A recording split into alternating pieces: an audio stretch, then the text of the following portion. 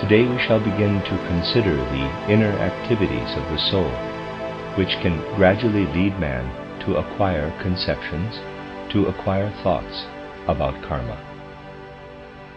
These thoughts and conceptions are such that they can ultimately enable a man to perceive, in the light of karma, experiences which have a karmic cause. Looking around our human environment, we really see in the physical world only what is caused by physical force in a physical way. And if we do see in the physical world something that is not caused by physical forces, we still become aware of it through external physical substances, through external physical objects of perception. Of course, when a man does something out of his own will, this is not caused by physical forces, by physical causes, for in many respects it comes out of the free will. But all that we perceive outwardly is exhausted in the physical phenomena of the world we thus observe. In the entire sphere of what we can thus observe, the karmic connection of an experience we ourselves pass through cannot reveal itself to us. For the whole picture of this karmic connection lies in the spiritual world, is really inscribed in what is the etheric world, in what underlies the etheric world as the astral world, or as the world of spiritual beings who inhabit this astral outer world. Nothing of all this is seen, as long as we merely direct our senses to the physical world. All that we perceive in the physical world is perceived through our senses. These senses work without our having much to do with it. Our eyes receive impressions of light, of color, of their own accord. We can at most, and even that is half involuntarily, adjust our gaze to a certain direction. We can gaze at something, or we can look away from it. Even in this there is still much of the unconscious, but, at all events, a fragment of consciousness. And above all, that which the eye, EYE, must do inwardly in order to see color, the wonderfully wise inner activity which is exercised whenever we see anything, this we could never achieve as human beings, if we were supposed to achieve it consciously. That would be out of the question. All this must, to begin with, happen unconsciously, because it is much too wise for man to be able in any way to help in it. To attain a correct point of view as regards the knowledge possessed by the human being, we must really fill our thoughts with all the wisdom-filled arrangements which exist in the world, and which are quite beyond the capacity of man. If a man thinks only of what he can achieve himself, then he really blocks all paths to knowledge. The path to knowledge really begins at the point where we realize in all humility all that we are incapable of doing, but which must nevertheless come to pass in cosmic existence. The eye, the ear, yes, and the other sense organs are in reality such profoundly wise instruments that men will have to study for a long time before they will be able even to have an inkling of understanding of them during earthly existence. This must be fully realized. Observation of the spiritual, however, cannot be unconscious in this sense. In earlier times of human evolution, this was possible even for observation of the spiritual. There was an instinctive clairvoyance, which has faded away in the course of the evolution of humanity. From now onward, man must consciously attain an attitude to the cosmos through which he will be able to see through into the spiritual. And we must see through into the spiritual if we are to recognize the karmic connections of any experience we may have.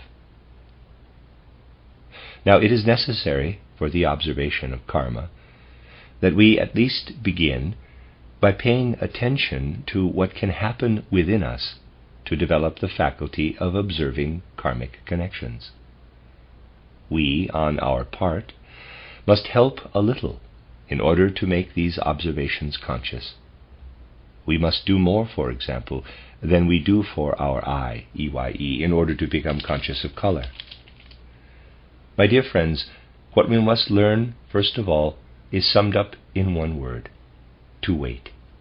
We must be able to wait for the inner experiences. About this, quote, being able to wait, close quote, I have already spoken. It was in the year 1889, I tell about this in the title story of my life, that the inner spiritual construction of Goethe's, quote, fairy tale of the green snake and the beautiful lily, close quote, first came before my mind's eye, EYE. And it was then, for the first time, that the perception, as it were, of a greater, wider connection than appears in the fairy tale itself, presented itself to me. But I also knew at that time I cannot yet make of this connection what I shall someday be able to make of it.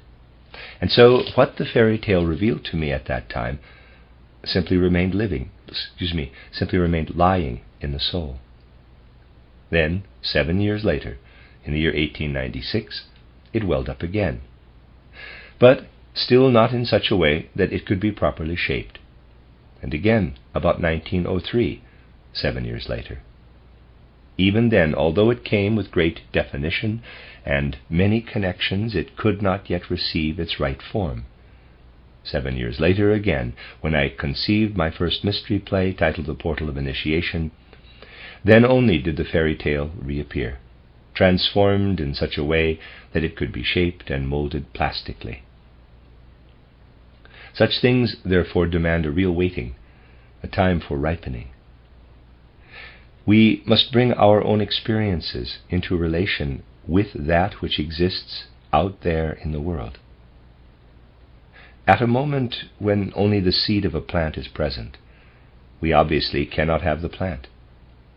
The seed must be brought into the right conditions for growth, and we must wait until the blossom and finally the fruit come out of the seed. And so it must be with the experiences through which we pass. We cannot take the line of being thrilled by an experience simply because it happens to be there, and then forgetting it. The person who only wants his experiences when they are actually present will be doing little toward ultimate observation of the spiritual world. We must be able to wait. We must be able to let the experiences ripen within the soul. Now, the possibility exists for a comparatively quick ripening of insight into karmic connections, if, for a considerable time, we endeavor patiently and with inner activity to picture in our consciousness more and more clearly an experience which would otherwise simply take its course externally, without being properly grasped, so that it fades away in the course of life. After all, this fading away is what really happens with the events of life. For what does a man do with events and experiences as they approach him in the course of the day? He experiences them, but in reality only half observes them. You can realize how experiences are only half observed if you sit down one day in the afternoon or in the evening, and I advise you to do it, and ask yourself, quote, what did I actually experience this morning at 9:30, close quote. And now try to call up such an experience in all details before your soul. Recall it as if it were actually there, say at 7:30 in the evening, as if you were creating it spiritually before you. You will see how much you will find lacking, how much you failed to observe, and how difficult it is. If you take a pen or pencil to write it all down, you will soon begin to bite at the pen or the pencil because you cannot hit upon the details. and in fine you want to bite them out of the pencil. Yes, but that is just the point. To take upon oneself the task of placing before the mind in all precision an experience one has had. Not at the moment when it is actually there, but afterward. It must be placed before the soul as if one were going to paint it spiritually. If the experience were one in which somebody spoke, this must be made quite objectively real. The ring of the voice, the way in which the words were used, clumsily or cleverly. The picture must be made with strength and vigor. In short, we try to make a picture of what we have experienced. If we make a picture of such an experience of the day, then in the following night, the astral body, when it is outside the physical body and the etheric body, occupies itself with this picture. The astral body itself is, in reality, the bearer of the picture, and gives shape to it outside the body. The astral body takes the picture with it when it goes out on the first night. It shapes it there, outside the physical and etheric bodies. That is the first stage. We will take these stages quite exactly. The sleeping astral body, when outside the physical and etheric bodies, shapes the picture of the experience. Where does it do this? In the external ether. It is now in the external etheric world. It does this in the external ether. Now, picture to yourselves the human being. His physical and etheric bodies lie in bed, and the astral body is outside. We will leave aside the ego. There, outside, is the astral body, reshaping this picture that has been made. But the astral body does this in the external ether. In consequence of this, the following happens. Think of it. The astral body is there outside, shaping this picture. All this happens in the external ether, which encrusts, as it were, with its own substance, that which is formed as a picture within the astral body. So the external ether makes the etheric form, and there's a picture, into a picture which is clearly and precisely visualized by the eye, EYE, of spirit. In the morning you return into the physical and etheric bodies and bear into them what has been made substantial by the external ether. That is to say, the sleeping astral body shapes the pictures of the experience outside the physical and etheric bodies. The external ether then impregnates the picture with its own substance. You can imagine that the picture becomes stronger thereby, and that now, when the astral body returns in the morning with this stronger substantiality, it can make an impression upon the etheric body in the human being. With forces that are derived from the external ether, the astral body now stamps an impression into the etheric body. The second stage is, therefore, the picture is impressed into the etheric body by the astral body. There we have the events of the first day and the first night. Now we come to the second day. On the second day, while you are busying yourself with all the little things of life in full waking consciousness, there, underneath the consciousness, in the unconscious, the picture is descending into the etheric body. And in the next night, when the etheric body is undisturbed, when the astral body has gone out again, the etheric body elaborates this picture. Thus, in the second night, the picture is elaborated by the man's own etheric body. There we have the second stage. The picture is impressed into the etheric body by the astral body, and in the next night, the etheric body elaborates the picture. Thus we have the second day and the second night. Now, if you do this, if you actually do not give up occupying yourself with the picture you formed on the preceding day, and you can continue to occupy yourself with it for a reason which I shall immediately mention, if you do not disdain to do this, then you will find that you are living on further with the picture. What does this mean? To continue occupying yourself with it. If you really take pains to shape such a picture vigorously, elaborating it plastically in characteristic strong lines on the first day after you had the experience,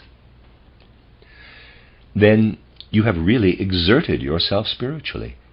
Such things cost spiritual exertion. I don't mean what I'm going to say as a hint. Present company is, of course, always accepted in these matters. But after all, it must be said that the majority of men simply do not know what spiritual exertion is. Spiritual exertion, true spiritual exertion, comes about only by means of activity of soul. When you allow the world to work upon you, and let thoughts run their course without taking them in hand, then there is no spiritual exertion. We should not imagine when something tires us that we have exerted ourselves spiritually. Getting tired does not imply that there has been spiritual exertion. We can get tired, for instance, from reading. But if we have not ourselves been productive in some way during the reading, if we merely let the thoughts contained in the book act on us, then we are not exerting ourselves.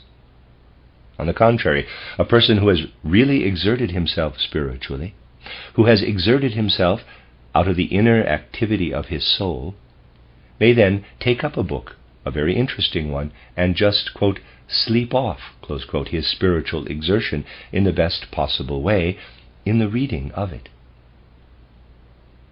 Naturally, we can fall asleep over a book if we are tired. This getting tired is no sign at all of spiritual exertion.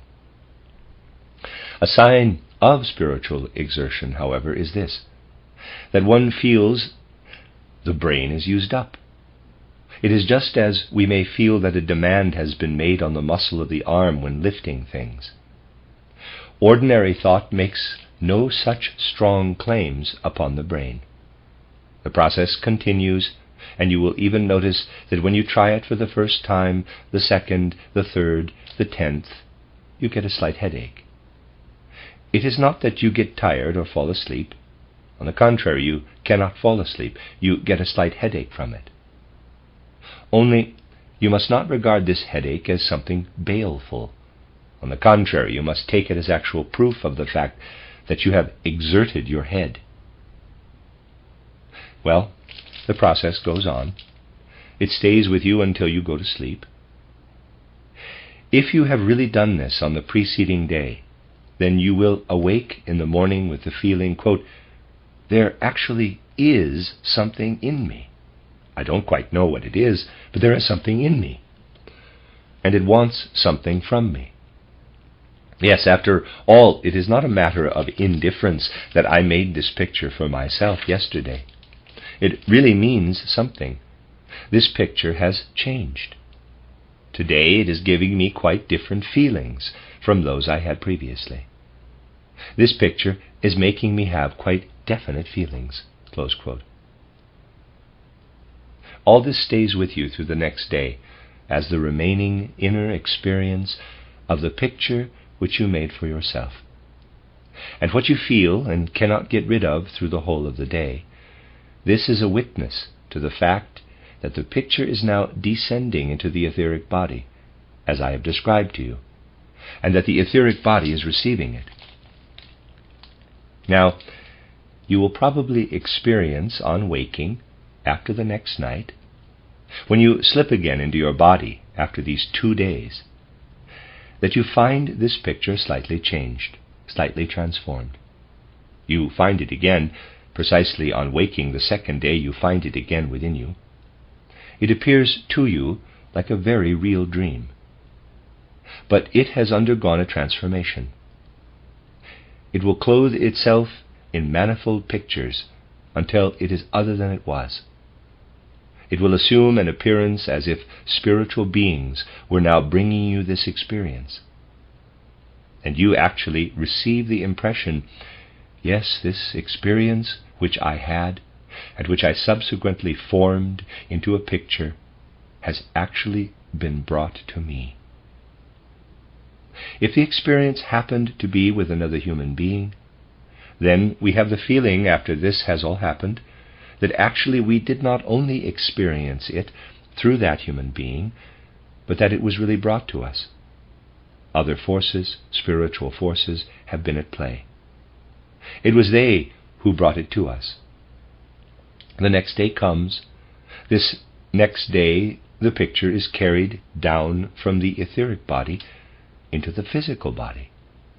The etheric body impresses this picture into the physical body, into the nerve processes, into the blood processes. On the third day, the picture is impressed into the physical body. So the third stage is, the picture is stamped into the physical body by the etheric body. And now comes the next day. You have been attending throughout the day to the ordinary little trifles of life, and underneath it all this important process is going on. The picture is being carried down into the physical body. All this goes on in the subconscious. When the following night comes, the picture is elaborated in the physical body. It is spiritualized in the physical body. First of all, throughout the day, the picture is brought down into the processes of the blood and nerves, but in the night it is spiritualized. Those who have vision see how this picture is now elaborated by the physical body, but it appears spiritually as an altogether changed picture. We can say the physical body elaborates the picture during the next night. First day and first night, when, outside the physical and etheric bodies, the astral body shapes the picture of the experience, the outer ether impregnates the picture with its own substance. Second day and second night, the picture is stamped by the astral body into the etheric body, and the etheric body elaborates the picture during the next day. Third day and third night, the picture is stamped by the etheric body into the physical body, and the physical body elaborates the picture during the night. Now, this is something of which you must make an absolutely correct mental picture. The physical body actually works up this picture spiritually. It spiritualizes the picture. So that when all this has really been gone through, it does happen when the human being is asleep, that his physical body works up the whole picture, but not in such a way that it remains within the physical body. Out of the physical body there arises a transformation, a greatly magnified transformation of the picture. And when you get up in the morning, this picture stands there, and in truth you hover in it. It is like a kind of cloud in which you yourself are. With this picture, you get up in the morning. So this is the third day and the third night. With this picture, which is entirely transformed, you get out of bed on the third day. You rise from sleep, enveloped by this cloud. And if you have actually shaped the picture with the necessary strength on the first day,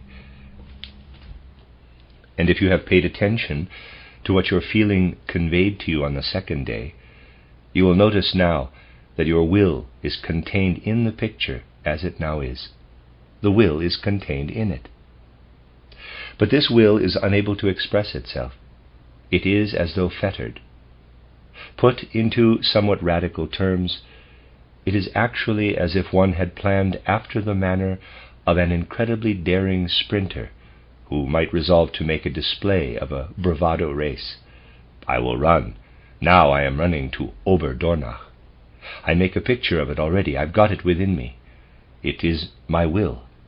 But in the very moment when I want to start, When the will is strongest, somebody fetters me, so that I stand there quite rigidly. The whole will has unfolded, but I cannot carry out the will. Such approximately is the process. When this experience of feeling yourself in a pillory develops, for it is a feeling of being in a pillory after the third night, when you again awake in it, feeling in a pillory, as it were, with the will fettered through and through, then, if you can pay attention to it, you will find that the will begins to transform itself. This will becomes sight. In itself, it can do nothing, but it leads to our seeing something. It becomes an eye of the soul, Iwai. And the picture with which one rose from sleep becomes objective. What it shows is the event of the previous earth life, or of some previous earth life, which had been the cause of the experience that we shaped into a picture on the first day. By means of this transformation, through feeling and through will, one gets the picture of the causal event of a preceding incarnation. When we describe these things, they appear somewhat overpowering. This is not to be wondered at, for they are utterly unfamiliar to the human being of the present time. They were not so unknown to the men of earlier culture epochs. Only, according to the opinion of modern men who are clever, those other men, in their whole way of living, were stupid. Nevertheless, those, in quotes, stupid men of the earlier culture epochs really had these experiences. Only modern man darkens everything by his intellect, which makes him clever, but not exactly wise. As I said, the thing seems somewhat tumultuous when one relates it. But after all, one is obliged to use such words, for since the things are utterly unknown today, they would not appear so striking if they were worded more mildly. They must appear striking. But the whole experience, from beginning to end, throughout the 3 days, as I have described it to you, must take its course in inner intimacy, in rest and peace of mind. For so-called occult experiences, and these are such, do not take their course in such a way that they can be bragged about. When one begins to brag about them, they immediately stop. They must take their course in inner repose and quietude, and it is best when, for the time being, nobody at all notices anything of the consecutive experiences, except the person who is having them. Now you must not think that the thing succeeds immediately, from the outset. One always finds, of course, that people are pleased when such things are related. This is quite comprehensible, and it is good. How much there is that one can learn to know. And then, with a tremendous diligence, people start on it. They begin, and it doesn't succeed. Then they become disheartened.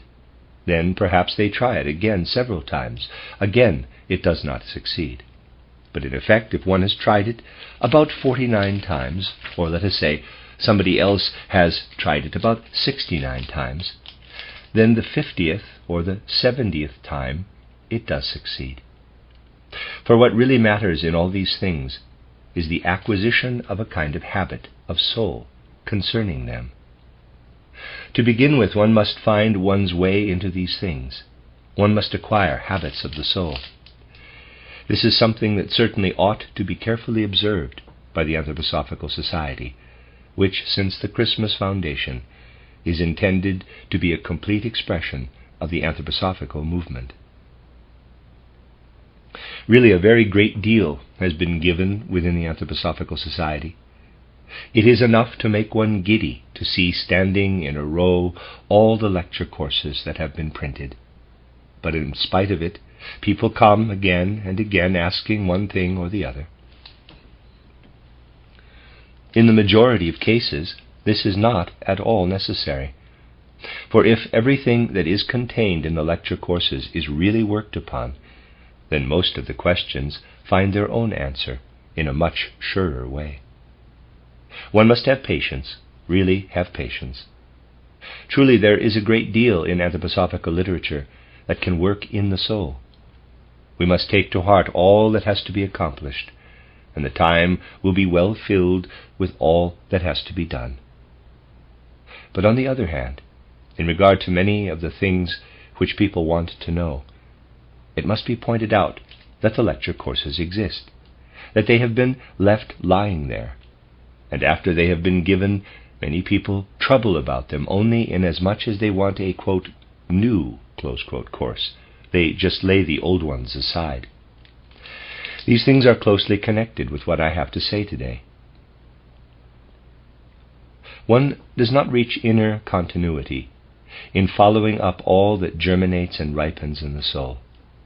If there is a desire to hurry in this way from the new to the new, the essential point is that these things must mature within the soul. We must accustom ourselves to inner, active work of the soul, work in the spirit. This is what helps us to achieve such things as I have explained to you today. This alone will help us to have, after the third day, the inner attitude of soul in connection with some experience we may wish to see through in the light of karma. This must always be the mode of procedure if we are to learn to know the spiritual. To begin with, we must say to ourselves, the first moment when we approach the spiritual in thought in some way was the first beginning. It is quite impossible to have any kind of result immediately. We must be able to wait. Suppose I have an experience today that is karmically caused in a preceding incarnation. I will make a diagrammatic sketch.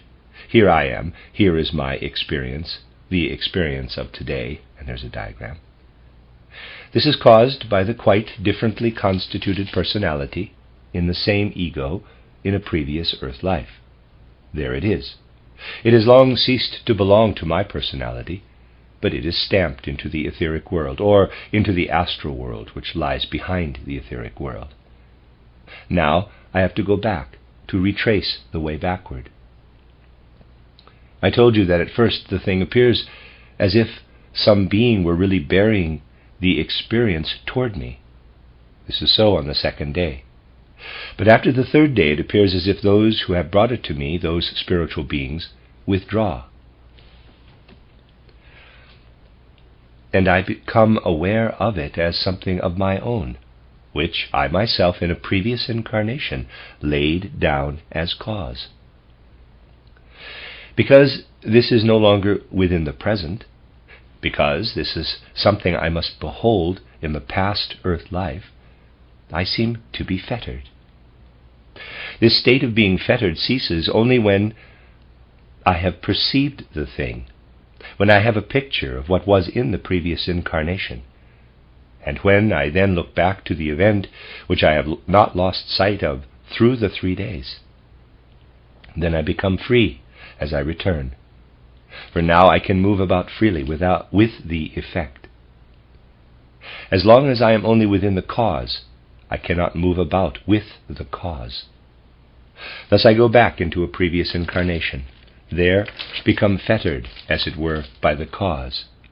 And only when I now enter right into this present earth life is the thing resolved. Now, let us take an example. Suppose somebody experiences at a certain time, on a certain day, that a friend says something to him that is not altogether pleasant. Perhaps he had not expected it. This friend says to him something not altogether pleasant. He now ponders what he experiences in listening to what his friend says. He makes a vivid picture of what he has experienced, how he got a slight shock, and how he got vexed. Perhaps he was also hurt, or the like. This is an inner working, and as such it must be brought into the picture. Now he lets the 3 days elapse. The second day he goes about and says to himself, quote, "This picture, which I made yesterday, has had a strange effect upon me. The whole day long I have had within me something like an acid, as it were, something that comes from the picture and makes me feel inwardly out of sorts." Close quote. At the end of the whole process, after the third day, he says to himself, quote, "I get up in the morning, and now I have the definite feeling that the picture is fettering me. Then this event of the previous incarnation is made known to me. I see it before me. Then I pass over to the experience, which is still quite fresh, which is still quite present. The fettering ceases, and I say to myself, so this is how it was in the previous earth life. This is what caused it. Now there is the effect. With this effect I can live again. Now the thing is present again." Close quote. This must be practiced over and over again, for generally the thread is broken on the very first day, when we make the first effort, and then nothing comes. It is particularly favorable to let things run parallel, so that we do not stop at one event, but bring a number of events of the day into picture form in this way. You will say, quote, "Well, then I must live through the next day with the greatest variety of feelings." Close quote. But this is quite possible. It is not at all harmful. Only try it. The things go quite well together. Quote, "And must I then be fettered so and so often after the third day?" Close quote. This does not matter either. Nothing of this matters. The things will adjust themselves in time. What belongs from an earlier incarnation to a later one will find its way to it. But it will not succeed at once. It will not succeed at the first attempt. The thread breaks. We must have patience to try the thing over and over again. Then we feel something growing stronger within the soul. Then we feel that something awakens in the soul, and we say to ourselves, quote, "Until now you were filled with blood. You have felt within you the pulsation of the blood and the breath. Now there is something within you besides the blood. You are filled with something." Close quote. You can even have the feeling that you are filled with something of which you can say quite definitely that it is like a metal that has become aeriform. You actually feel something like metal. You feel it in you. It cannot be described differently. It really is so. You feel yourself permeated with metal in your whole body. Just as one can say of certain waters that they taste metallic, the whole body seems to, in quotes, taste as if it were inwardly permeated by some delicate substance, which in reality is something spiritual. You feel this when you come upon something which was, of course, always in you, but to which you only now begin to pay attention. Then, when you begin to feel this, you again take courage. For if the thread is always breaking, and everything is as it was before, if you want to get hold of a karmic connection but the thread is always breaking, you may easily lose courage. But when you detect within yourself this sense of being inwardly filled, then you get courage again, and you say to yourself, it will come right in time. But my dear friends, these things must be experienced in all quietude and calmness. Those who cannot experience them quietly, but get excited and emotional, spread an inner mist over what really ought to happen, and nothing comes of it. There are people today in the outside world who know of anthroposophy only by hearsay. Perhaps they have read nothing at all of it, or only what opponents have written.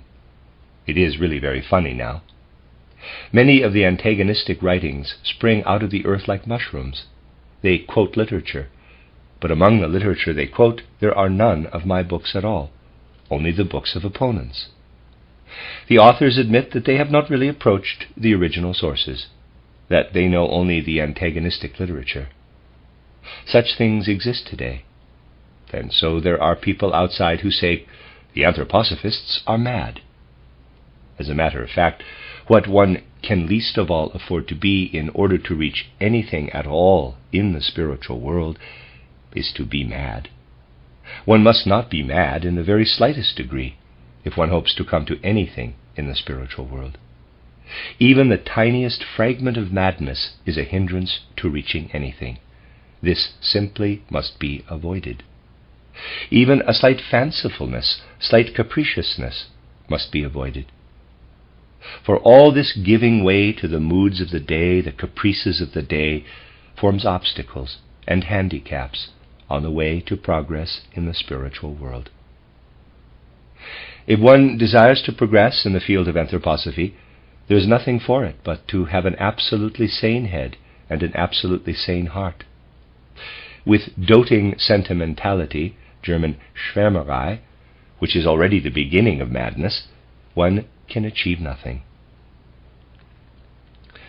Things such as I have told you today, strange as they sound, must be experienced in the light of absolute clarity of mind, of absolute soundness of head and heart.